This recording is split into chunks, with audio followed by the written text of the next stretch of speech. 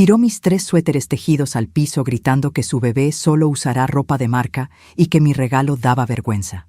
Soy Zoraida, 68 años. Vivo sola en el centro. No imaginaba que mi silencio le costaría toda su herencia. El salón de eventos que mi hija Valeria había alquilado para su fiesta de maternidad parecía sacado de una revista de decoración pretenciosa. Todo estaba cubierto de globos en tonos crema, dorado y un verde pálido que ella insistía en llamar menta imperial. Había mesas con manteles de lino fino, arreglos florales que costaban más de lo que muchas familias ganan en un mes, y una torre de macarrones franceses que nadie se atrevía a comer para no arruinar la estética del lugar. Yo estaba sentada en una de las esquinas, observando el espectáculo con una mezcla de curiosidad y cansancio.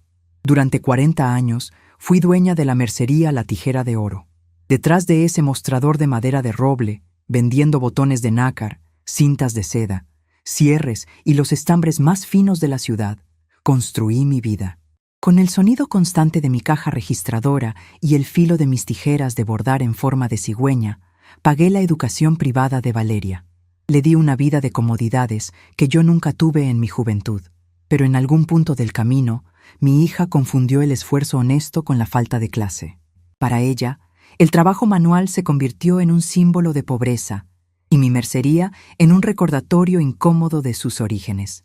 Valeria estaba sentada en un sillón de terciopelo en el centro del salón, rodeada de sus amigas. Todas llevaban vestidos de diseñador, zapatos de tacón alto y sonrisas ensayadas. Su esposo, Esteban, un hombre que trabajaba en un banco y que siempre me miraba por encima del hombro, estaba de pie junto a ella, sosteniendo una copa de champán y asintiendo a todo lo que decían los invitados.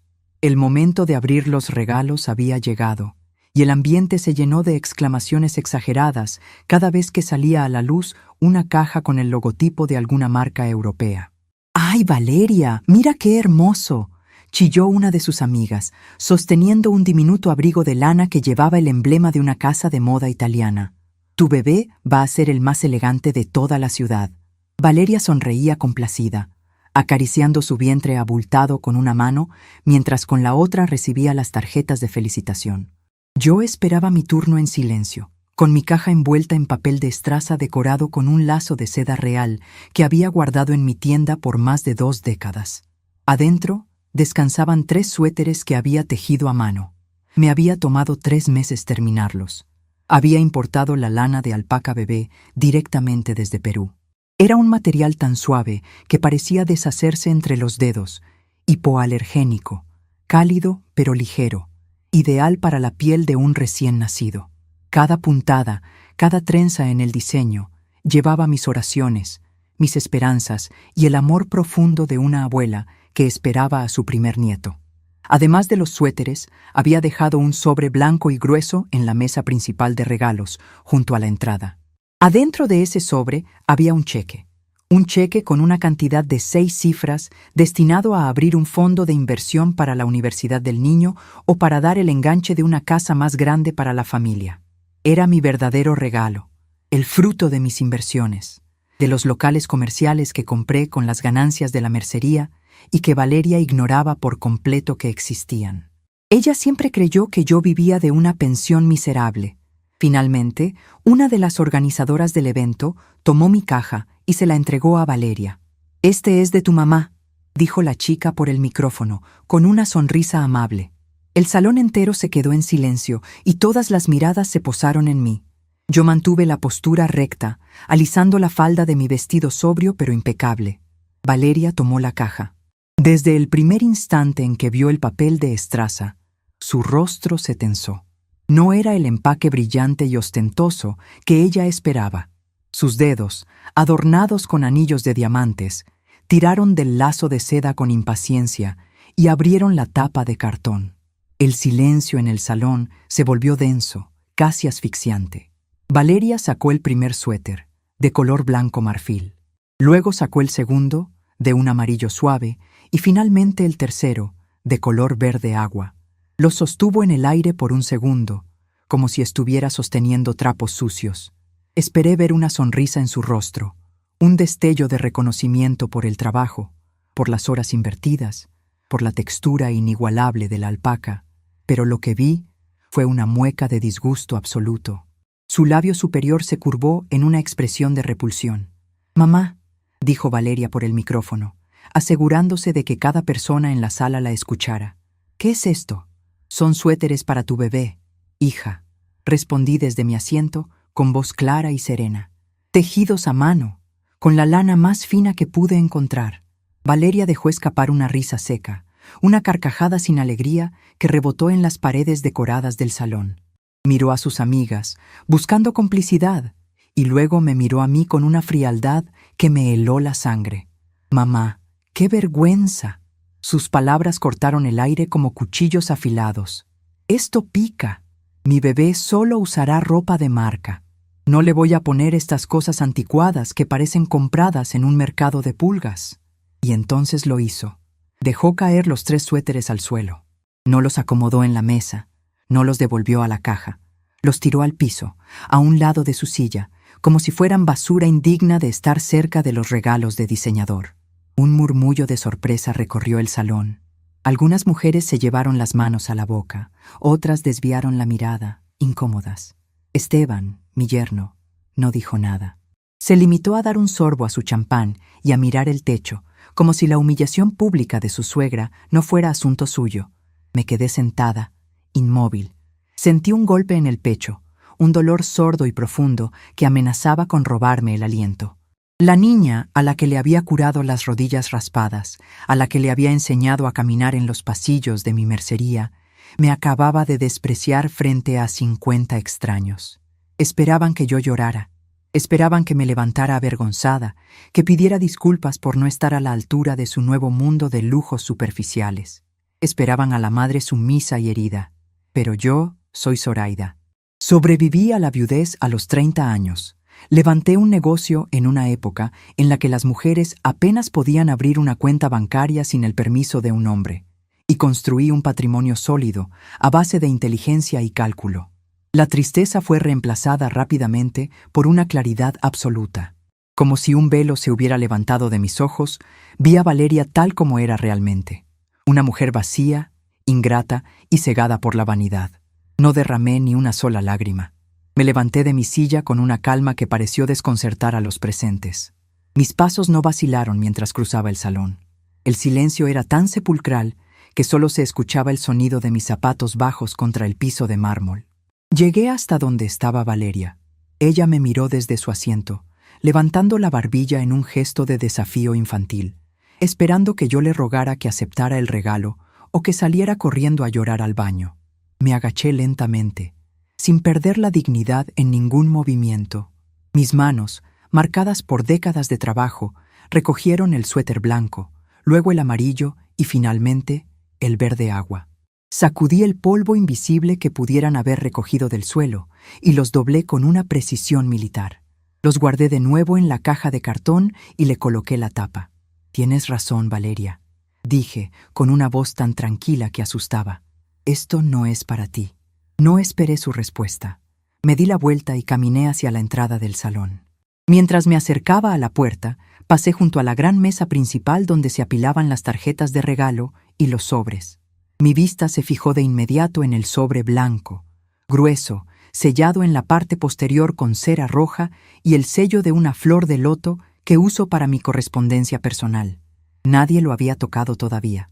Nadie sabía lo que contenía.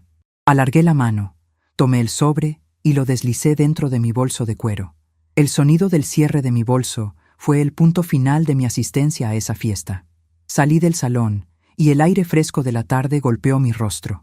Caminé hacia la avenida principal para buscar un taxi. Mientras esperaba en la acera, abracé la caja de cartón contra mi pecho.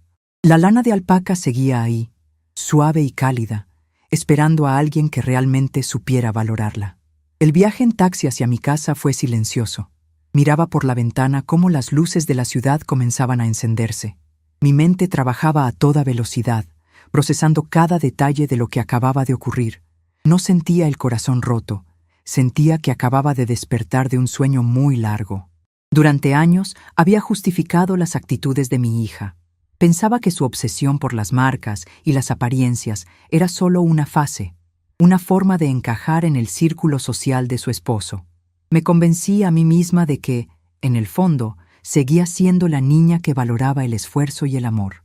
Pero tirar mi trabajo al suelo, despreciar mi regalo con crueldad deliberada, fue cruzar una línea sin retorno. El desprecio no venía de la ignorancia, venía de la soberbia. Llegué a mi casa, una propiedad de estilo colonial en el centro de la ciudad, con un jardín interior lleno de helechos y bugambilias que yo misma cuidaba. Cerré la puerta de caoba con doble llave y dejé la caja con los suéteres sobre la mesa del comedor. Luego abrí mi bolso, saqué el sobre blanco y rompí el sello de cera roja. Extraje el cheque. Lo leí a la luz de la lámpara. La cantidad escrita representaba años de ahorros, de rentas cobradas puntualmente, de inversiones inteligentes. Era un dinero que había destinado enteramente para facilitar la vida de esa nueva familia, para asegurar el futuro de mi nieto. Valeria creía que yo era una anciana que apenas tenía para comer, y yo planeaba sorprenderla esa noche, demostrarle que su madre le entregaría el mundo entero si fuera necesario. Tomé el cheque entre mis dedos índice y pulgar, y con un movimiento firme, lo rompí por la mitad, luego en 4 partes, luego en 8. Arrojé los pedazos al cesto de basura que estaba bajo el escritorio de mi estudio. Me serví una taza de té de manzanilla y me senté en mi sillón favorito. La casa estaba en silencio, un silencio pacífico y reconfortante. Valeria había dicho que su bebé solo usaría ropa de marca. Había dejado claro que mi mundo, mis manos, mi esfuerzo, no tenían lugar en su nueva vida perfecta. Había trazado la raya en la arena con sus zapatos de diseñador. Bebí un sorbo de té y sonreí en la penumbra de mi sala. Si ella quería vivir en un mundo de apariencias, la dejaría vivir en él por completo. Yo había pagado sus caprichos durante demasiado tiempo, pero hoy, en ese salón lleno de globos verde menta, mi rol como su proveedora incondicional había terminado. Tomé mi teléfono fijo y marqué el número de mi abogado. Era tarde, pero sabía que él contestaría. «Buenas noches, licenciado», dije cuando escuché su voz adormilada al otro lado de la línea. «Disculpe la hora. Necesito que nos veamos mañana a primera hora en su despacho». «¿Sucedió algo grave, doña Zoraida?», preguntó, con tono de preocupación.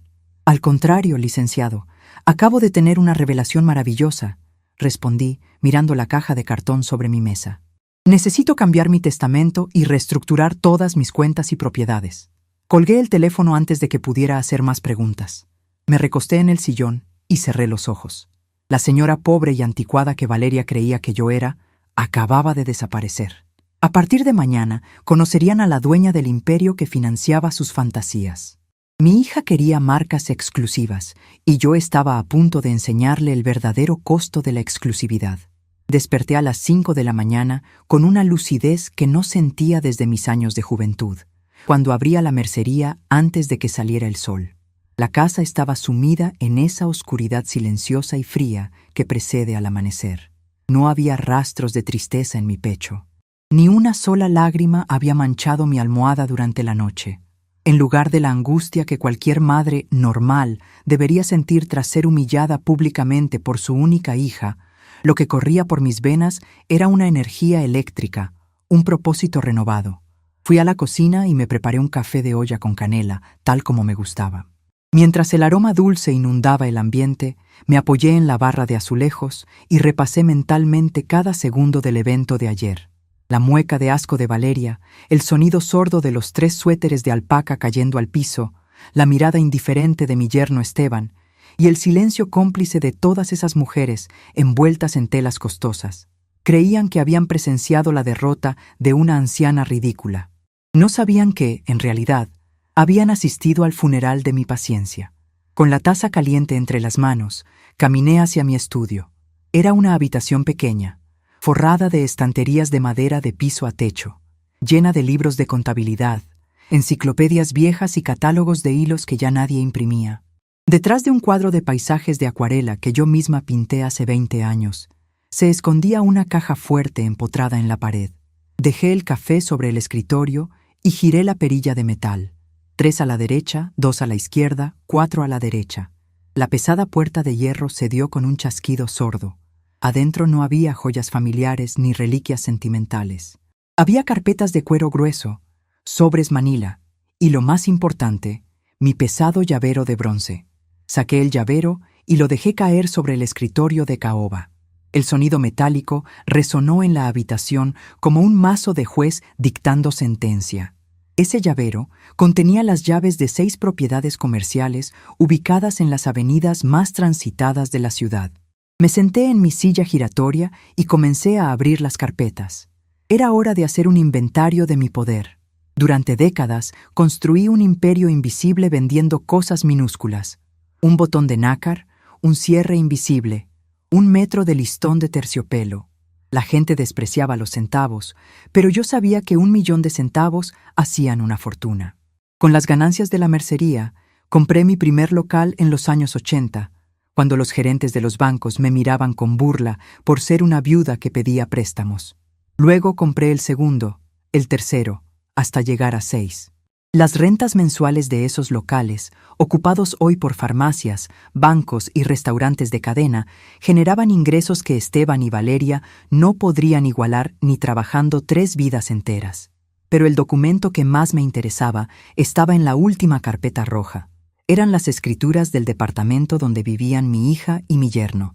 Un piso completo en la Torre Diamante, con vista panorámica, pisos de mármol de Carrara y seguridad privada. Valeria siempre les decía a sus amigas que Esteban lo había comprado con su bono de fin de año del banco. La verdad era muy distinta. Yo lo había comprado al contado y se los había cedido bajo un contrato de usufructo gratuito, asumiendo además el pago del mantenimiento mensual y los impuestos prediales. Yo era la dueña absoluta de los muros donde ella colgaba sus cuadros de diseñador. Me levanté y caminé hacia el espejo de cuerpo entero que colgaba en el pasillo. Me observé detenidamente. Vi a una mujer de 68 años, con el cabello completamente blanco peinado en un moño impecable, arrugas profundas alrededor de los ojos y los labios, vistiendo una bata de algodón sencilla y pantuflas de suela de goma. Sonreí ante mi propio reflejo. Entendí perfectamente por qué Valeria me despreciaba. La vejez es una capa de invisibilidad perfecta en esta sociedad. Nos ven con canas y creen que se nos secó el cerebro. Nos ven con zapatos ortopédicos y ropa cómoda, y asumen automáticamente que somos inútiles, que nuestro tiempo ya pasó, que solo servimos para cuidar nietos en silencio y hacer pasteles los domingos. La juventud tiene esa arrogancia ciega. Creen que inventaron el mundo solo porque acaban de llegar a él. Valeria había confundido mi austeridad voluntaria con pobreza. Había confundido mi silencio tolerante con debilidad. Como yo no usaba bolsos con logotipos dorados gigantes ni manejaba camionetas importadas, ella asumió que mi trabajo en la mercería había sido un fracaso vergonzoso. Nunca se le ocurrió pensar que la verdadera riqueza no grita, sino que susurra. Y yo llevaba 40 años susurrando.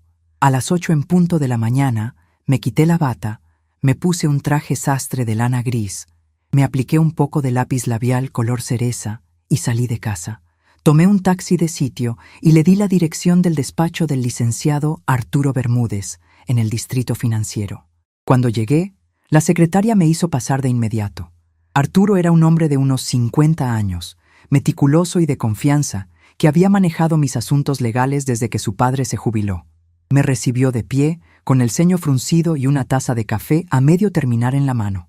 «Doña Zoraida, qué sorpresa tan temprana», dijo, ofreciéndome la silla de cuero frente a su escritorio. «Cuando me llamó anoche, sonaba usted muy decidida. ¿Todo está bien con su salud?» «Mi salud nunca ha estado mejor, Arturo», respondí, sentándome con la espalda recta y colocando mi bolso sobre mis rodillas. «He venido a trabajar. Necesito que hagamos cambios inmediatos en mi portafolio». Arturo sacó su libreta de notas y me miró con atención, esperando mis instrucciones. «Primero, quiero revocar el contrato de usufructo del departamento en la Torre Diamante», dije con voz firme, sin titubear. «A partir del 1 del próximo mes, quiero que se les redacte un contrato de arrendamiento comercial. El costo de la renta será el valor de mercado actual, ni un peso menos». Arturo dejó de escribir. Levantó la vista, visiblemente sorprendido. «Pero doña Zoraida, ahí viven Valeria y su esposo. Tengo entendido que están esperando un bebé. Si les cobra la renta a precio de mercado en esa zona, estamos hablando de una cantidad exorbitante. ¿Está segura de esto?» «Completamente segura». afirmé, sosteniendo su mirada. Además, quiero que cancele el pago automático que tengo domiciliado a mi cuenta para las cuotas de mantenimiento de ese edificio. A partir de hoy, ese gasto corre por cuenta de los residentes. El abogado parpadeó, procesando la información. Conocía a mi hija desde que era una niña y sabía que yo siempre había sido una madre protectora, rayando en lo indulgente. Hay más, continué, sacando de mi bolso una tarjeta de crédito color platino, brillante y reluciente, y poniéndola sobre su escritorio. Esta es la extensión de mi tarjeta de crédito que Valeria tiene para emergencias. Quiero que se reporte como robada hoy mismo, que la bloqueen desde el sistema central del banco. Arturo miró la tarjeta de plástico como si fuera un artefacto explosivo. Se acomodó los lentes y se inclinó hacia adelante. Perdone el atrevimiento, doña Zoraida, pero esto los va a asfixiar financieramente. Conozco el salario de Esteban. Gana bien, pero el nivel de vida que llevan en ese departamento, sumado a los gastos de un recién nacido, no van a poder sostenerlo sin su ayuda. Valeria va a entrar en pánico. Ese es exactamente el plan, Arturo, dije, con una calma que me sorprendió hasta a mí misma. Toda su vida, mi hija ha vivido sobre un piso de cristal que yo he sostenido con mis propias manos. Ayer me dejó muy claro que el cristal no es suficiente, que ella solo acepta diamantes. Pues bien, vamos a dejar que intente comprar sus diamantes con el sueldo de su marido. Arturo suspiró. Como hombre de leyes, estaba acostumbrado a los dramas familiares, a las peleas por herencias y a los divorcios amargos. Pero rara vez veía a un padre cortar el cordón umbilical financiero con tanta frialdad quirúrgica. ¿Hubo algún problema grave, si se puede saber?, preguntó en voz baja. Una diferencia de opiniones sobre la moda infantil, respondí irónicamente. Nada que deba preocuparle a nivel legal. Solo necesito que se asegure de que todos estos cambios queden firmes, sin fisuras.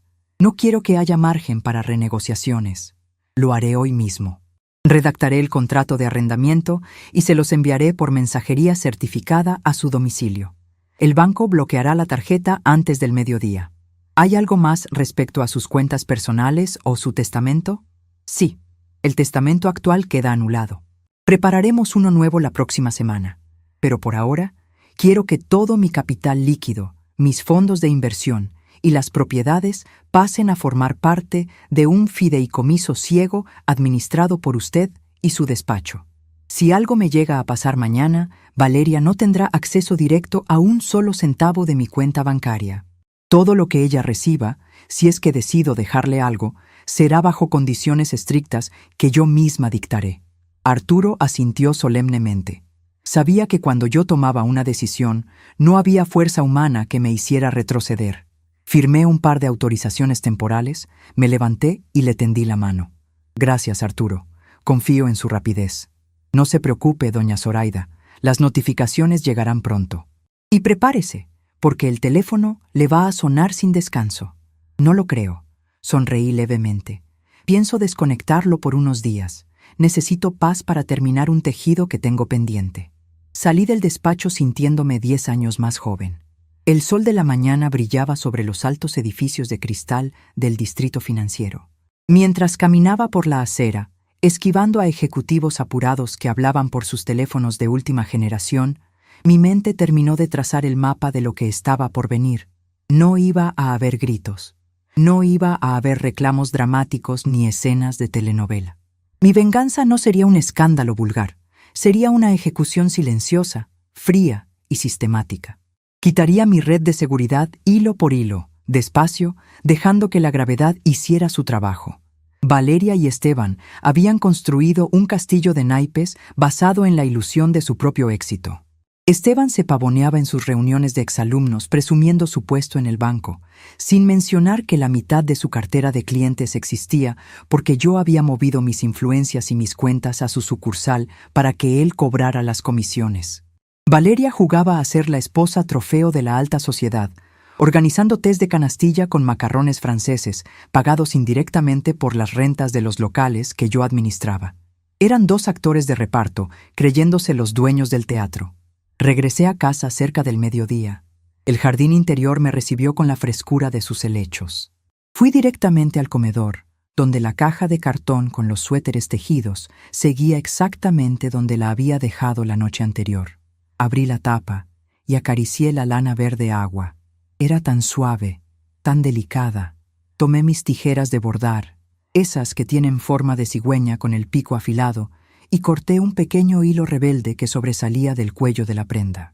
Ese sonido metálico, el chasquido de las hojas de acero cortando el hilo, me dio una profunda satisfacción. La trampa estaba puesta. Todos los mecanismos legales y financieros se habían activado con un par de firmas en un escritorio de roble. Ahora solo era cuestión de tiempo. Solo tenía que sentarme en mi sillón, servirme otra taza de té y esperar pacientemente a que la burbuja de aire estallara contra la dureza del mundo real. Había llegado el momento de que mi hija descubriera que las marcas de diseñador pueden vestir el cuerpo, pero no sirven para pagar la factura cuando la verdadera dueña de la vida decide cobrar el alquiler. Desconecté el cable del teléfono fijo de la pared de mi sala exactamente a las 10 de la mañana del día siguiente. El pequeño clic del plástico al separarse del enchufe me pareció uno de los sonidos más liberadores que había escuchado en mi vida. En mi casa de estilo colonial, el silencio comenzó a reinar de inmediato, acompañado únicamente por el canto lejano de los pájaros que anidaban en el jardín interior. Me tomé las siguientes 48 horas para mí misma, sin prisas, sin compromisos. Me dediqué a podar las ramas secas de mis bugambilias con mis tijeras de jardín, sintiendo la tierra húmeda entre mis dedos. Durante años, mi rutina había estado dictada por las necesidades de los demás. Si Valeria necesitaba que le recibiera un paquete, yo me quedaba en casa. Si Esteban tenía una cena de negocios y querían que la empleada limpiara su departamento hasta tarde, yo iba a supervisar. Había sido la gerente de mantenimiento gratuita de sus vidas de lujo. Ya no. Mantuve mi teléfono celular encendido, pero con el volumen en silencio, descansando sobre la mesa de centro de caoba. Fue al mediodía del martes cuando la pantalla se iluminó con la primera señal de que mi plan estaba en marcha. Era una notificación de la aplicación de mi banco. La leí mientras me secaba las manos con una toalla de algodón. El mensaje era breve y contundente. Intento de compra rechazado. Tarjeta terminación 8924 bloqueada por reporte. Sonreí levemente y abrí los detalles de la transacción. El intento de cobro provenía de Pequeños Monarcas, una de las boutiques infantiles más caras y exclusivas del centro comercial de la zona financiera. El monto que Valeria había intentado pasar equivalía a lo que un trabajador de salario mínimo ganaría en 3 meses de jornadas completas. Seguramente estaba intentando comprar esos diminutos mamelucos con logotipos de diseñador impresos en el pecho para compensar el mal rato que había pasado con mis suéteres de alpaca. Imaginé la escena con una claridad cristalina. Valeria frente al mostrador de cristal, con su bolso importado colgando del antebrazo, sonriéndole con condescendencia a la cajera. Luego, el pitido molesto de la terminal. La mirada de confusión de mi hija. La sonrisa nerviosa mientras decía que seguro era un error del sistema, que intentaran de nuevo. Y el segundo rechazo, la humillación silenciosa de tener que dejar las prendas en el mostrador y salir de la tienda con las manos vacías, sintiendo las miradas de las otras clientas adineradas sobre su espalda. Apenas 15 minutos después de esa notificación, la pantalla de mi celular comenzó a parpadear sin descanso. 1, 2, 3... 5 llamadas perdidas de Valeria. Luego entraron los mensajes de texto, cayendo uno tras otro como una lluvia desesperada. No abrí ninguno. Dejé el aparato sobre la mesa y me fui a la cocina a prepararme un agua de limón con chía. La segunda fase de mi estrategia se concretó al amanecer del miércoles. Jimena, la eficiente asistente del licenciado Arturo, me envió un mensaje breve confirmando que el servicio de mensajería certificada acababa de entregar el paquete de documentos en la recepción de la Torre Diamante, con acuse de recibo firmado por el conserje del edificio. El reloj de arena se había dado la vuelta por completo. Sabía que el golpe en el departamento causaría un sismo en el matrimonio, pero Valeria no era la única que necesitaba una lección de humildad. Esteban, mi yerno, el hombre que me miraba por encima de su copa de champán mientras su esposa pisoteaba mi trabajo, También tenía que entender de dónde provenía la tierra que pisaba. A las 11 de la mañana, me vestí con un traje sastre de lino color azul marino, zapatos cerrados de tacón bajo y mi collar de perlas auténticas que solo usaba en ocasiones de negocios. Tomé un taxi de sitio y le di la dirección de la sucursal bancaria principal, el enorme edificio de cristal y acero donde Esteban trabajaba como ejecutivo de cuentas corporativas. Al cruzar las puertas giratorias del banco, el aire acondicionado me recibió con su frialdad habitual. El lugar estaba lleno de gente esperando en las filas, mientras que en la zona de escritorios, los ejecutivos atendían a los clientes con trajes impecables y sonrisas ensayadas. Localicé a Esteban casi de inmediato. Estaba sentado en su cubículo de cristal, gesticulando con las manos mientras le explicaba algo a una pareja joven que lo miraba con admiración. No me acerqué a él. Pasé de largo, caminando con paso firme y la cabeza en alto hacia las escaleras que llevaban al área de dirección. La secretaria del gerente se puso de pie al verme llegar. «Señora Zoraida, qué gusto verla». «¿El licenciado Hernán la está esperando?», preguntó, reconociéndome de inmediato. «No tengo cita, Margarita, pero dile a Hernán que necesito 5 minutos de su tiempo. Es un asunto urgente sobre mis portafolios de inversión». No pasaron ni 30 segundos cuando la puerta de madera fina se abrió y Hernán, el gerente general de la sucursal, salió a recibirme. Era un hombre mayor, de mi generación, que conocía perfectamente el peso de mis cuentas bancarias. Me hizo pasar a su oficina, un espacio amplio con sillones de cuero y una vista privilegiada de la avenida principal. «Doña Zoraida, a sus órdenes. ¿En qué le puedo servir hoy?», preguntó, ofreciéndome asiento y pidiendo un café a su secretaria. «Seré breve, Hernán», comencé, cruzando las manos sobre mi regazo. «He venido a firmar las autorizaciones necesarias para transferir la totalidad de mis fondos de inversión, los pagarés a plazo fijo y las cuentas de cheques de mis rentas comerciales. Todo pasará a un fideicomiso ciego administrado por el despacho de Arturo Bermúdez en otra institución». El rostro de Hernán perdió un poco de color. Estábamos hablando de mover un capital que representaba una de las cuentas más fuertes de su sucursal. «Pero, doña Zoraida, ¿hubo algún problema con nuestro servicio? Si es cuestión de rendimientos, le aseguro que puedo escalar su caso a la dirección regional y conseguirle una tasa preferencial mucho más agresiva. Usted es una clienta fundadora de esta sucursal. No es un problema de tasas, Hernán. Es una reestructuración patrimonial personal», respondí con tono amable, pero definitivo. «Las instrucciones ya están en manos de mi abogado y los oficios de transferencia llegarán esta misma tarde. Solo vine por cortesía, para avisarle en persona y para hacerle una petición muy específica». Hernán asintió, tomando una pluma y una libreta pequeña, tratando de salvar lo que pudiera de la situación. «Lo que usted indique, señora. Hasta que se complete la transferencia total en los próximos días, quiero que Esteban, mi yerno, sea removido de inmediato de cualquier acceso, visibilidad o rol de asesoría en mis cuentas. Sé que él recibía bonos por el manejo de mis fondos en esta sucursal. Eso se termina hoy.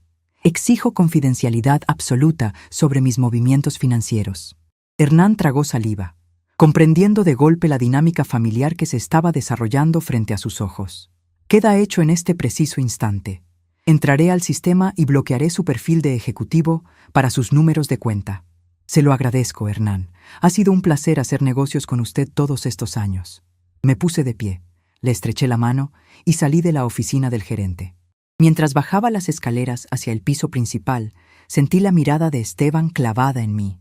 Había terminado con sus clientes y estaba de pie junto a su escritorio, con el ceño fruncido, viéndome descender desde el área de la gerencia. Caminé hacia la salida, pero él se interpuso en mi camino antes de que pudiera llegar a las puertas giratorias.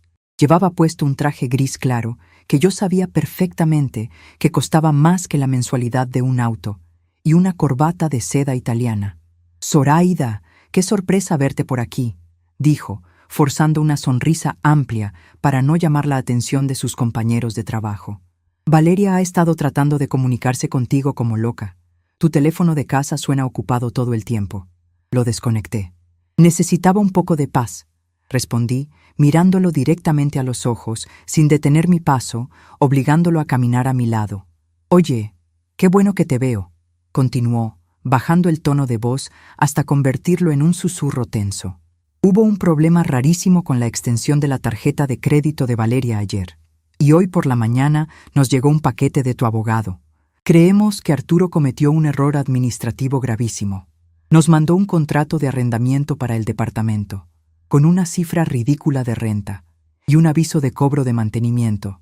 Me detuve frente a las grandes puertas de cristal del banco. Lo miré de arriba a abajo. Noté cómo una gota de sudor comenzaba a formarse en su sien izquierda, justo en la línea del cabello. El ejecutivo seguro de sí mismo estaba empezando a desmoronarse. Arturo no comete errores, Esteban. Es un profesional excelente, dije, con una voz suave pero carente de cualquier calidez. El contrato de usufructo gratuito ha sido revocado. Si desean seguir viviendo en la Torre Diamante, tendrán que pagar el valor de mercado, como cualquier inquilino.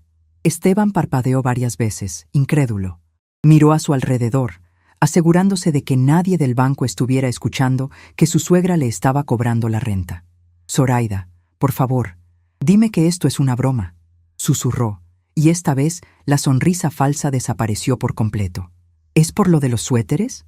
¿Por el baby shower? Por Dios, Valeria está embarazada, las hormonas la tienen vuelta loca, está hipersensible. Tú sabes cómo se ponen las mujeres en ese estado. Dijo una tontería frente a sus amigas.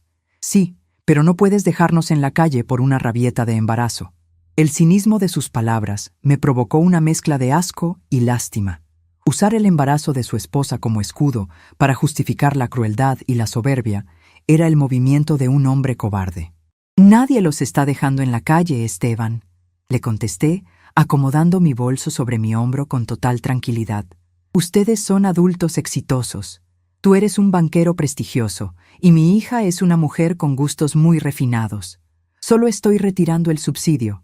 Estoy segura de que, con tu talento para las finanzas, pagar la renta y el mantenimiento de ese departamento será un gasto menor para ti. Zoraida, el salario base que tengo aquí no cubre esa renta y lo sabes. Yo dependo de las comisiones y los bonos por las carteras grandes. Se detuvo en seco. Sus ojos se abrieron de par en par al darse cuenta de la ruta que yo acababa de tomar desde la oficina del gerente. Tú no subiste a hablar con Hernán de mis cuentas, ¿verdad? Mis cuentas, Esteban, siempre han sido mías. Y a partir de hoy, ya no están en tu cartera. Que tengas un excelente día de trabajo. No esperé a ver su reacción completa. Di media vuelta, crucé las puertas giratorias y salí al calor de la calle. El aire de la ciudad me llenó los pulmones. Atrás, dejaba a un hombre dándose cuenta de que el piso de mármol sobre el que caminaba era en realidad hielo muy delgado y acababa de romperse bajo sus pies. Regresé a mi casa en el centro un poco antes de la hora de la comida. Mi empleada de confianza, Lourdes, una mujer leal que llevaba 15 años trabajando conmigo, me había preparado una sopa de fideo y pechuga asada.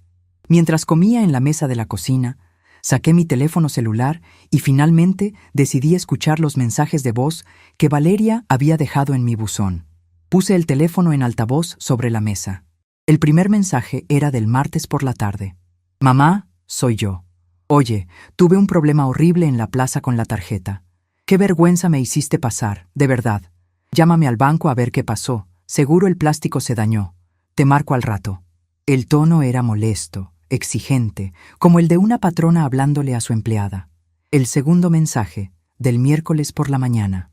Mamá, contesta el maldito teléfono. ¿Qué le pasa a Arturo? Me acaba de llegar un documento asqueroso diciendo que nos vas a cobrar la renta del departamento. Es mi casa. Esteban está histérico. Tienes que parar esta estupidez ahora mismo. La voz temblaba de furia. Ya no había rastro de la mujer sofisticada del baby shower. Era una niña mimada a la que le acababan de quitar su juguete favorito. El tercer mensaje, de apenas una hora atrás, después de mi visita al banco. Mamá, por favor. Esta vez, la voz de Valeria estaba rota, ahogada en llanto. Esteban me acaba de llamar desde la oficina. Me dijo lo de tus inversiones. Me dijo que cancelaste la tarjeta. Mamá, no podemos pagar esto. El bebé viene en 2 meses. No tengo dinero para la clínica privada. No tenemos para el mantenimiento. Por favor, mamá, perdóname por lo de los suéteres. Fui una estúpida. Te lo suplico, contéstame. Vamos para tu casa. Apagué la pantalla del celular. El silencio regresó a la cocina. Lourdes me miraba desde el fregadero, conociendo a la perfección la situación, pero sin atreverse a decir una palabra. «Lourdes», le dije, terminando mi sopa y limpiándome las comisuras de los labios con una servilleta de tela. «Asegúrate de que el cerrojo de la puerta principal esté pasado con las 2 vueltas. Si el timbre suena esta tarde, no abras por ningún motivo. No estamos recibiendo visitas». «Sí, señora Zoraida. Lo que usted mande», respondió Lourdes, asintiendo con firmeza y yendo de inmediato hacia el pasillo principal para asegurar la casa. Me levanté de la mesa y caminé hacia mi estudio. El sol de la tarde entraba por la ventana, iluminando los lomos de mis viejos libros de contabilidad. Me senté en mi sillón, cerré los ojos y respiré profundo. La ejecución había sido impecable. Las fichas de dominó seguían cayendo, una tras otra, destruyendo la fantasía en la que habían vivido a mis expensas. Valeria había exigido un mundo de marcas, de precios altos y de exclusividad. Ahora, por primera vez en su vida, iba a descubrir lo que realmente costaba vivir en él. Y yo, desde la tranquilidad de mi hogar, observaría cómo aprendía la lección más importante de todas, que la mano que teje la red de seguridad es la misma mano que puede cortarla. El sonido del pesado aldabón de bronce golpeando contra la madera de caoba retumbó por todo el pasillo de mi casa. Eran las 4 de la tarde, y el sol entraba a raudales por los ventanales del jardín interior, iluminando las partículas de polvo que flotaban en el aire tranquilo de mi sala. «Mamá, abre la puerta, por favor. Sé que estás ahí adentro». La voz de Valeria llegaba amortiguada por el grosor de la puerta principal, pero la histeria en su tono era inconfundible. Le siguió el sonido de unos nudillos golpeando la madera con desesperación, y luego la voz más grave y tensa de mi yerno. «Zoraida, tenemos que hablar como adultos. Esto es una locura, abre la puerta». Sentada en mi sillón de lectura, con mis gafas de media luna apoyadas en el puente de la nariz, pasé la página del libro de historia que estaba leyendo. No moví ni un solo músculo de la cara. A pocos metros de mí, en el arco que conectaba con la cocina, mi empleada Lourdes estaba parada con un trapo de cocina entre las manos. Me miraba con los ojos muy abiertos, dividida entre el instinto de ir a abrir y la orden estricta que le había dado horas antes. «Señora», susurró Lourdes, acercándose un par de pasos, «están golpeando muy fuerte. Los vecinos van a salir a mirar». «Que miren, Lourdes», respondí, sin levantar la vista del libro. «El espectáculo es gratis. Si te acercas a esa cerradura, te despido hoy mismo. Vuelve a la cocina y pon a hervir agua para un café, por favor». Lourdes asintió rápidamente y desapareció por el pasillo. Yo cerré el libro y lo dejé sobre la mesa de centro. Escuchar a mi hija suplicar desde la acera no me producía placer, pero tampoco me causaba el dolor desgarrador que habría sentido hace apenas unos días. En mi antigua mercería, La Tijera de Oro, aprendí una regla básica de los negocios. Si le regalas 1 centímetro extra de listón a cada clienta por lástima, al final del mes terminas quebrando. Con Valeria, yo había roto mi propia regla. Le había regalado kilómetros de mi vida, de mi dinero y de mi dignidad, y el resultado era el monstruo de vanidad que ahora pateaba mi puerta. Los golpes continuaron durante 20 minutos más. Hubo llantos, exigencias y hasta una vaga amenaza de Esteban de llamar a un cerrajero, algo absurdo considerando que la casa estaba a mi nombre. Finalmente, el cansancio y la vergüenza pública hicieron su trabajo. Escuché los pasos alejándose por la acera y el motor de un auto arrancando a toda velocidad. El silencio regresó a mi hogar. Tomé mi teléfono celular, que seguía en modo silencioso, y marqué el número del despacho de Arturo Bermúdez. Su asistente, Jimena, me pasó la llamada de inmediato. «Licenciado, buenas tardes», dije, con voz serena. «Me imagino que su conmutador ha estado bastante ocupado hoy». «Doña Zoraida, no tiene usted idea», suspiró Arturo al otro lado de la línea. «Esteban me ha llamado 8 veces y Valeria dejó 4 mensajes de voz llorando en mi contestadora. Exigen una reunión de emergencia. Argumentan que el contrato de arrendamiento es un error y que usted no está en sus cabales».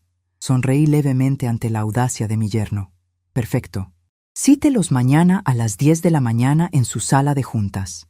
Dígales que estaré presente para aclarar cualquier duda sobre mis supuestos problemas mentales. Y Arturo, por favor, tenga listos todos los estados de cuenta, los balances de los fideicomisos y las proyecciones de gastos. Quiero que la reunión sea extremadamente detallada. Todo está listo, señora. Nos vemos mañana. A la mañana siguiente, el clima de la ciudad era gris y amenazaba con lluvia. Me vestí con un traje de lana fina en color negro, un pañuelo de seda al cuello y mis zapatos de tacón bajo. Antes de salir, tomé de mi tocador un pequeño broche de plata en forma de cigüeña, el mismo que usaba como logotipo en mi mercería, y me lo prendí en la solapa del saco. Era un recordatorio sutil de mi origen, de esas manos trabajadoras que ellos tanto despreciaban. Llegué al despacho de Arturo 15 minutos antes de la cita. Me senté en la cabecera de la gran mesa de cristal de la sala de juntas, con una taza de té negro frente a mí. Arturo tomó asiento a mi derecha, organizando 3 gruesas carpetas de cuero sobre la mesa. A las 10 en punto, la puerta de cristal se abrió. Valeria y Esteban entraron, y el contraste con la pareja deslumbrante que había protagonizado el baby shower apenas unos días atrás era casi cómico. Valeria llevaba un suéter de diseñador que parecía haber agarrado a toda prisa. Tenía los ojos hinchados y el maquillaje mal aplicado. Esteban, el ejecutivo impecable, vestía un traje sin corbata, con el cuello de la camisa ligeramente arrugado y una expresión de furia contenida. Al verme, Valeria dio un paso rápido hacia mí, con los brazos abiertos y lágrimas formándose en sus ojos. «¡Mamá! ¡Gracias a Dios! Mamá, por favor». Levanté la mano derecha, con la palma extendida hacia ella, en un gesto tajante que la detuvo en seco a 1 metro de distancia. «Siéntate, Valeria. No estamos en una telenovela. Venimos a revisar documentos». Mi hija parpadeó, desconcertada por la frialdad de mi voz. Miró a Esteban buscando apoyo, pero él estaba demasiado ocupado fulminando a mi abogado con la mirada. Ambos arrastraron las pesadas sillas de cuero y se sentaron frente a mí. «Zoraida, esto ha ido demasiado lejos», empezó Esteban, apoyando los antebrazos sobre la mesa e intentando usar su tono de banquero negociador. «Entiendo que te ofendiste en la fiesta. Valeria cometió un error. Las hormonas del embarazo la tienen muy sensible. Pero tratar de cobrarnos una renta de 80,000 pesos por el departamento, bloquear las tarjetas y sacarme de la gestión de tus cuentas bancarias es una sobrereacción irracional. Estás poniendo en riesgo la estabilidad de tu nieto». Dejé mi taza de té sobre el plato de porcelana con un suave tintineo. Lo miré fijamente, dejando que el peso de mi silencio inundara la habitación durante varios segundos. Esteban comenzó a removerse incómodo en su asiento. «Esteban, la única persona que ha puesto en riesgo la estabilidad de su familia eres tú, al vivir una fantasía que no puedes pagar», dije, con una voz tan plana y tranquila que hizo que Valeria soltara un sollozo ahogado. «Arturo, por favor, entrégales la primera carpeta». El abogado deslizó una de las carpetas de cuero hacia el centro de la mesa. Esteban la abrió con desconfianza. Adentro había una hoja de cálculo impresa a color. «Lo que tienes frente a ti, Esteban, es un desglose de tus ingresos reales como ejecutivo del banco, comparado con el costo de vida que llevas en la Torre Diamante», expliqué, cruzando las manos sobre la mesa. «Como puedes ver, tu salario base y tus comisiones apenas alcanzan para cubrir la mitad del alquiler a precio de mercado que a partir de ahora deberán pagar. Eso sin contar la cuota de mantenimiento, los seguros médicos privados que Valeria exige, los viajes, la ropa de marca de importación y el personal de limpieza». Esteban miró los números y su rostro palideció. Él, mejor que nadie, sabía leer un balance financiero. Durante años había ignorado convenientemente de dónde salía el dinero que cubría los baches de su estilo de vida, asumiendo que el flujo de mi generosidad era infinito y gratuito. «Es mi departamento, mamá», lloriqueó Valeria, agarrándose el vientre. «Tú me lo diste cuando nos casamos. Dijiste que era nuestro regalo de bodas. Te di un contrato de usufructo gratuito, Valeria.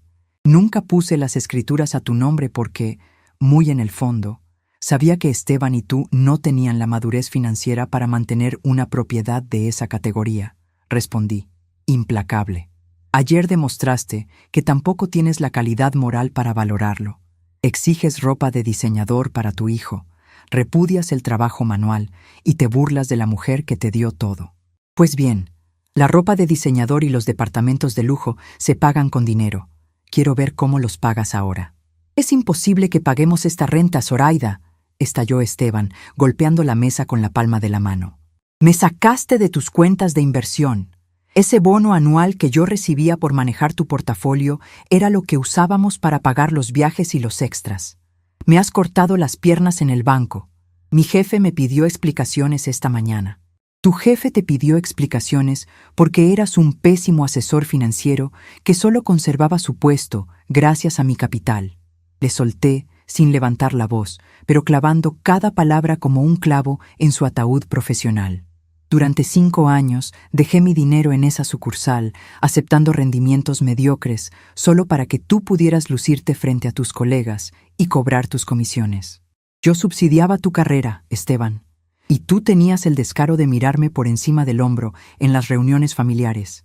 El banquero arrogante desapareció frente a mis ojos, encogiéndose en su silla, humillado al darse cuenta de que su éxito profesional había sido una farsa financiada por la anciana a la que consideraba ignorante. Valeria comenzó a llorar abiertamente, manchando sus mejillas con rímel negro. «Mamá, por favor, no nos hagas esto. El bebé nace en 8 semanas. Ya pagamos el anticipo de la suite de maternidad en el Hospital San José. Tengo la lista de regalos en la boutique europea. Si me cortas la tarjeta, no voy a poder comprar el esterilizador importado ni la cuna de caoba. ¿Qué van a decir mis amigas? ¿Qué va a pensar la gente de mi círculo?» La mención de sus amigas y de las apariencias fue el último recordatorio que necesitaba para confirmar que estaba haciendo lo correcto. Me incliné ligeramente hacia adelante y la miré directamente a los ojos, esos ojos idénticos a los de su difunto padre. «Arturo, enséñales el anexo B». El abogado sacó de su maletín un documento y lo colocó frente a mi hija. Era una copia notariada del cheque que yo había roto la noche del baby shower. Valeria miró el papel y su respiración se cortó de golpe. Parpadeó varias veces, como si no pudiera entender la cifra llena de ceros que estaba impresa en el documento. 3 millones de pesos, dije en voz alta, dejando que la cantidad resonara en las paredes de cristal de la oficina. Ese era el verdadero regalo que estaba en el sobre blanco, junto a los suéteres de alpaca que tiraste al piso. Era el fondo inicial para la universidad de mi nieto. Un cheque certificado, a tu nombre, listo para ser depositado. Valeria se llevó ambas manos a la boca, ahogando un grito de estupor. Esteban se estiró para ver el documento, y cuando sus ojos captaron la cifra, pareció que le faltaba el aire. La avaricia en su rostro chocó violentamente con la realidad de su pérdida. ¿Dónde está ese cheque, Zoraida?», preguntó Esteban, con la voz temblorosa, casi suplicante. «Zoraida, con ese dinero podríamos comprar una casa propia. Podríamos salir de este problema. Por favor. Ese cheque está en el fondo del cesto de basura de mi estudio, roto en 8 pedazos». Respondí con una sonrisa glacial que no llegó a mis ojos. Lo rompí en el momento en que me di cuenta de que mi hija prefería humillar a su madre frente a 50 extrañas para ganar la aprobación de mujeres vacías. Tuviste un empaque de papel de estraza, Valeria, y asumiste que era basura. ¿Te cegó tanto tu hambre de aparentar que tiraste a la basura el futuro de tu propio hijo? Valeria dejó caer la cabeza sobre la mesa de cristal y comenzó a sollozar con una desesperación profunda y ruidosa. No era el llanto manipulador de una niña mimada a la que le quitan un juguete. Era el llanto visceral de alguien que acaba de ver cómo su mundo entero se derrumba por su propia estupidez. Se dio cuenta de la magnitud de lo que había destruido. Se dio cuenta de que el abismo en el que estaba cayendo había sido cavado con sus propias manos y sus propios prejuicios. Esteban la miró con una mezcla de furia y resentimiento. El frágil equilibrio de su matrimonio, construido sobre cimientos de dinero regalado y estatus falso, se estaba resquebrajando frente a nosotros. Sin mi chequera para mantener la ilusión, no les quedaba nada más que reproches. Me recosté en mi silla y acomodé los puños de mi saco. La revelación había surtido efecto. Era el momento de dictar los términos de su nueva realidad. A partir de este momento, las cosas van a funcionar de la siguiente manera, anuncié, y ambos levantaron la vista de inmediato, como perros regañados esperando una orden. Todo mi patrimonio, mis locales comerciales, mis propiedades y mis cuentas bancarias han sido transferidos a un fideicomiso ciego. Arturo y su bufete son los únicos administradores. Yo soy la única beneficiaria en vida. Ustedes no figuran en ninguna cláusula. Valeria intentó hablar, pero le falló la voz. Tienen 30 días exactos para firmar el nuevo contrato de arrendamiento y pagar el primer mes de renta de la Torre Diamante, junto con el mantenimiento atrasado. Si no pueden pagarlo o no quieren, tienen exactamente el mismo tiempo para empacar sus cosas de diseñador y desalojar mi propiedad. Arturo iniciará el proceso de desalojo el día 31 a primera hora. No tenemos a dónde ir, susurró Esteban, derrotado, pasándose las manos por el cabello desordenado. No me van a aprobar un crédito hipotecario con mis deudas actuales. Busquen un departamento de 2 habitaciones en los suburbios, sugerí con indiferencia. Millones de familias honradas viven así y crían hijos maravillosos. En cuanto a la clínica de maternidad, te sugiero que canceles esa suite VIP y exijas el reembolso, Valeria. Esteban tiene seguro médico como empleado del banco. Tendrás que dar a luz en el hospital que les asigne la póliza. Seguramente compartirás habitación, como hice yo cuando naciste tú. Me van a ver mis amigas, murmuró Valeria, en un acto reflejo de su antigua vanidad, aunque la frase carecía de fuerza. Si de verdad son tus amigas, te visitarán en cualquier hospital. Si no lo son, acabas de ahorrarte mucho dinero en cafés y macarrones franceses, le contesté, cortando su queja de raíz. No habrá extensiones de tarjetas de crédito. No habrá préstamos de emergencia. No habrá pagos de colegiaturas en el futuro. A partir de hoy, son los arquitectos de su propio destino financiero. Me puse de pie lentamente, alisando la falda de mi traje. Valeria y Esteban permanecieron sentados, paralizados por el peso de las consecuencias. Ya no había rastro de la hija arrogante que me exigía perfección, ni del yerno petulante que creía ser el dueño del mundo. Solo quedaban 2 adultos asustados, forzados finalmente a madurar de golpe. Una última cosa, dije, apoyando ambas manos sobre la mesa de cristal y mirándolos con una severidad que no admitía réplicas. Cuando nazca mi nieto, iré a conocerlo, y cuando lo haga, le llevaré los mismos 3 suéteres de lana de alpaca que tejí con mis propias manos.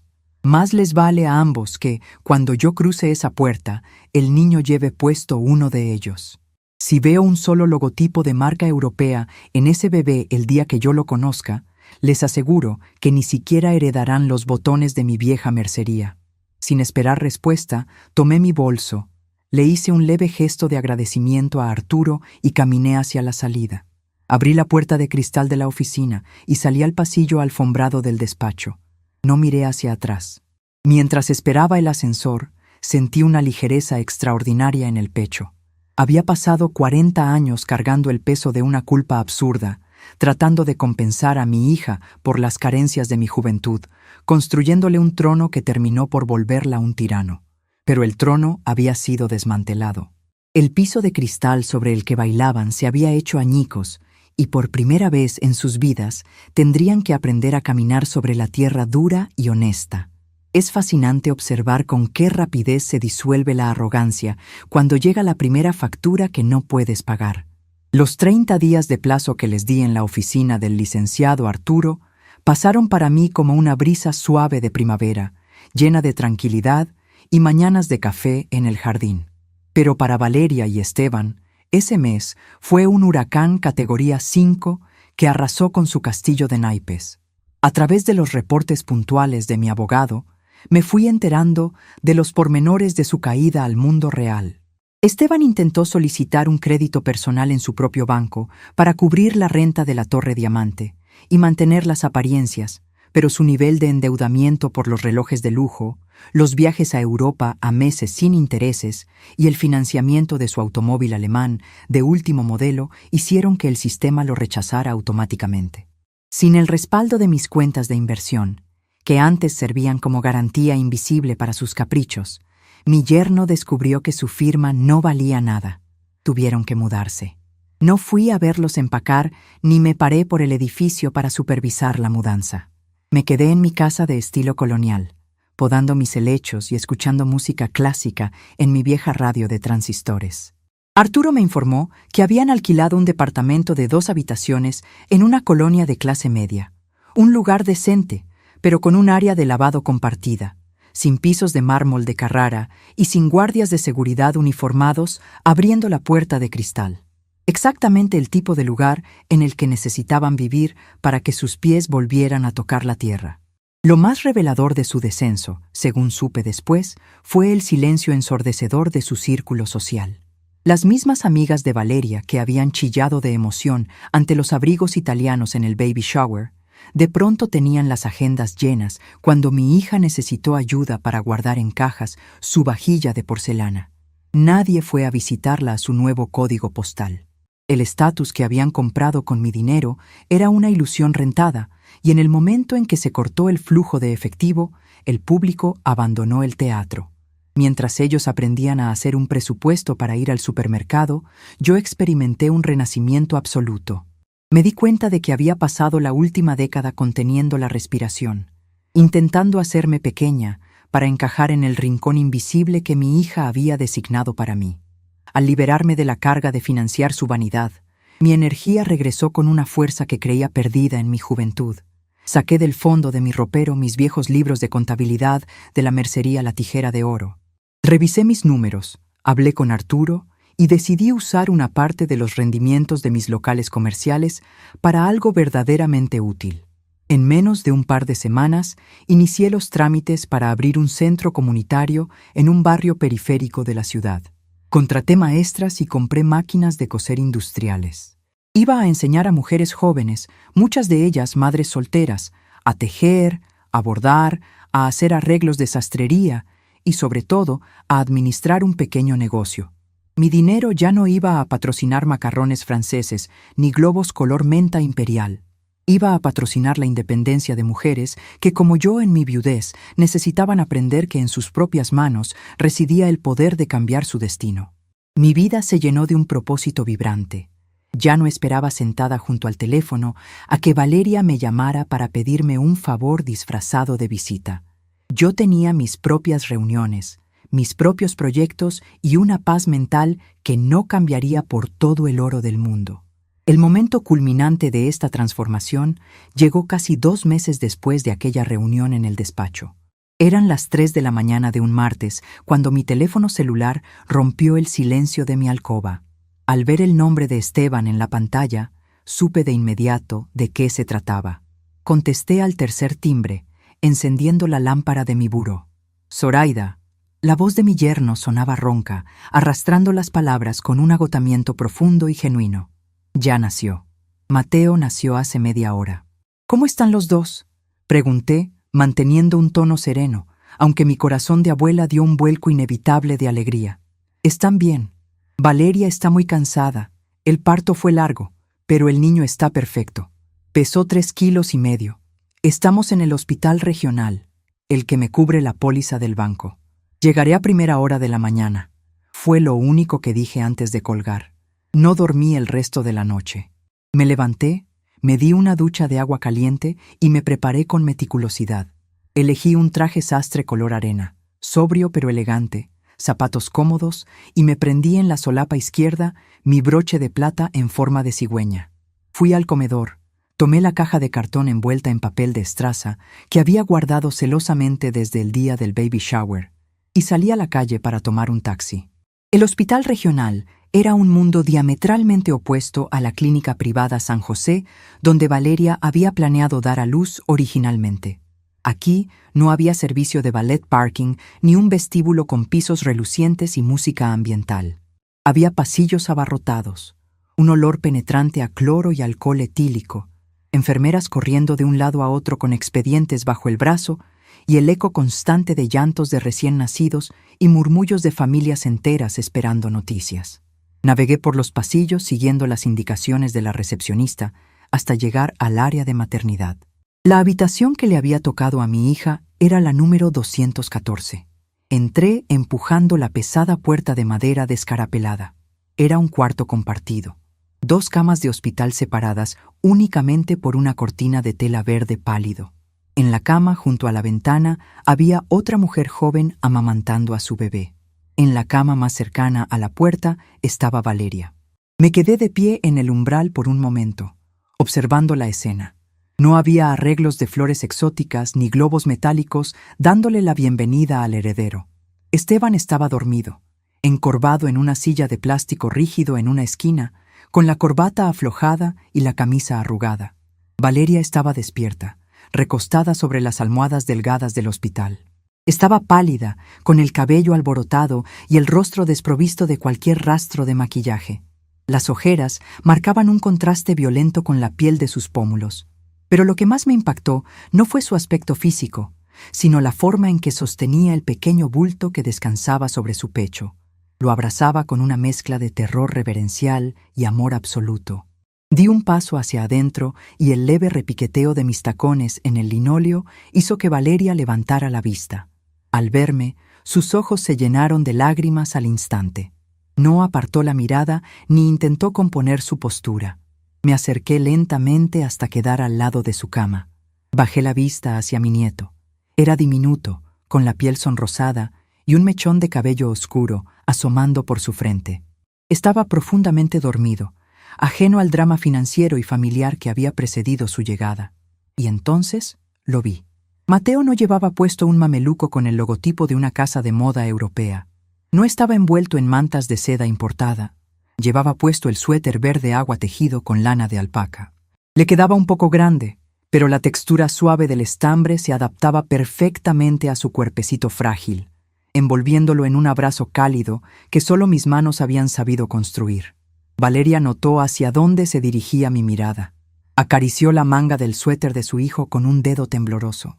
«Es lo único que no le irritó la piel, mamá», susurró con la voz quebrada, temerosa de hablar demasiado fuerte y despertar al niño o a su compañero de cuarto. Le intentamos poner la ropita que compré en la boutique, pero la tela era muy rígida. Las costuras le rasparon el cuellito en cuanto se lo pusieron las enfermeras. Lloró muchísimo. Me mantuve en silencio, dejando que sus propias palabras terminaran de desmantelar la coraza de superficialidad que había llevado puesta durante tanto tiempo. Esteban trajo los suéteres en la maleta del hospital, continuó Valeria, y una lágrima gruesa resbaló por su mejilla izquierda. Cuando se lo pusimos, se calmó de inmediato. Es tan suave, es tan calentito. Dejé la caja de cartón que traía conmigo sobre la pequeña mesa de noche de metal. Adentro venían los otros 2 suéteres, el blanco y el amarillo, lavados y planchados de nuevo. La alpaca bebé tiene propiedades hipoalergénicas, Valeria. Te lo dije en el salón de eventos, pero estabas demasiado ocupada escuchando los aplausos de personas a las que no les importas en lo más mínimo. Respondí, sin crueldad, pero con la firmeza de un hecho innegable. Valeria cerró los ojos y asintió, tragando saliva. Ninguna de mis amigas ha venido, confesó con un hilo de voz. Les avisé en la madrugada. Me dijeron que el hospital les quedaba muy lejos, que la zona no era segura para sus camionetas, que mejor me visitaban cuando estuviera en mi casa. Solo mi suegra mandó un mensaje de texto. Estamos completamente solos, mamá. Tenías razón en todo. Fui una estúpida, una persona horrible y vacía. Y te pido perdón desde el fondo de mi alma. El sonido de su llanto despertó a Esteban, quien se incorporó de un salto en su silla de plástico, desorientado. Al verme, su postura cambió de inmediato. Se puso de pie, se alisó la camisa con nerviosismo y me ofreció la silla con un gesto que mezclaba el respeto y la sumisión. «Zoraida, qué bueno que llegó. Por favor, siéntese», dijo, frotándose los ojos cansados. No me senté. Me mantuve erguida, la matriarca absoluta de esa pequeña habitación de hospital. Miré a Esteban y luego a Valeria. Ya no vi a mis verdugos, ni a 2 tiranos disfrazados de ejecutivos de élite. Vi a 2 adultos jóvenes, asustados por la responsabilidad de criar a un hijo, humillados por sus propios errores y finalmente listos para aprender a vivir de verdad. Alcé la mano y con infinita delicadeza acaricié la mejilla de mi nieto. La piel de Mateo era perfecta, cálida contra mis dedos marcados por las arrugas y los años de trabajo. «Es hermoso, hija», dije, sintiendo cómo un nudo se deshacía en mi garganta, aunque mantuve mi compostura. «Tiene la nariz de tu padre». Valeria sonrió entre lágrimas, aferrándose a ese pequeño momento de conexión que le estaba ofreciendo. «Mamá, ¿nos vas a perdonar?», preguntó ella, mirándome con una esperanza frágil. Retiré mi mano del rostro del bebé y acomodé mi bolso sobre mi hombro. Era el momento de dictar la lección final. Si cedía ahora, si les decía que todo volvía a ser como antes, el sufrimiento del último mes no habría servido de nada. Volverían a las andadas en cuanto la cuenta bancaria estuviera llena. «El perdón es una cosa, Valeria, y las finanzas son otra muy distinta», declaré, con un tono calmado pero inamovible que hizo que Esteban contuviera la respiración. «Las condiciones del fideicomiso no van a cambiar. La cuenta de crédito seguirá cancelada y el contrato de arrendamiento de su departamento actual corre por cuenta del salario de tu esposo. No voy a regresarles la vida de lujos que no se han ganado con sus propias manos». Valeria bajó la mirada, pero asintió. No hubo rabietas, no hubo reproches. La lección había penetrado hasta los huesos. «Sin embargo», continué, girándome hacia Esteban, «Arturo tiene instrucciones de abrir una cuenta de ahorro a nombre exclusivo de Mateo. Cada mes, un porcentaje de las ganancias de mis locales se depositará ahí. Ese dinero está destinado únicamente para su educación médica, su escuela y su universidad. Ustedes no podrán tocar un solo centavo de ese fondo para pagar sus deudas ni para comprar ropa de marca. Mi nieto no va a sufrir por los errores de sus padres, pero ustedes van a tener que sudar la gota gorda para poner el pan en su mesa diaria». Esteban exhaló un suspiro de alivio tan profundo que pareció quitarle 10 años de encima. Me miró a los ojos y por primera vez desde que lo conocía, vi gratitud genuina en lugar de prepotencia. «Gracias, Zoraida. Le juro que vamos a salir adelante. Yo pedí un traslado en el banco a un puesto de analista de riesgos. Pagan menos comisiones, pero el sueldo base es fijo y podré salir a tiempo para estar con ellos. Vamos a aprender a vivir con lo nuestro». «Más les vale», respondí, esbozando una pequeña sonrisa irónica.